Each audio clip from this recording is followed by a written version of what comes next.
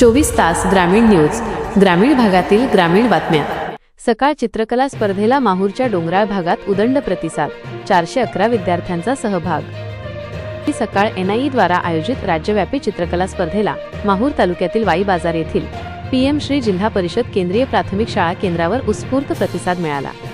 दुर्गम आणि डोंगराळ भागातील विविध शाळांमधील तब्बल 411 विद्यार्थ्यांनी या स्पर्धेत आपल्या कल्पकतेने विविध चित्रे साकारली। या स्पर्धेला माहूरचे तहसीलदार अभिजित जगताप यांनी विशेष भेट देऊन विद्यार्थ्यांना मार्गदर्शन केले।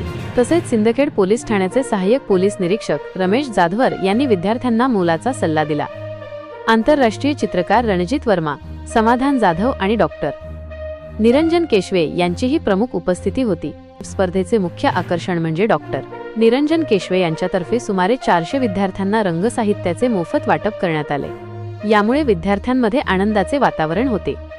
सहभागी शाळा या स्पर्धेत तालुक्यातील अनेक शाळांनी सहभाग घेतला होता, ज्यात प्रामुख्याने पीएम श्री जिपो शाळा वाई बाजार, कैलासवासी पार्वतीबाई माध्यमिक विद्यालय, the rising rose English school, Subhadrabai Keshave English school यांसह अनेक जिल्हा परिषद शाळांचा समावेश होता।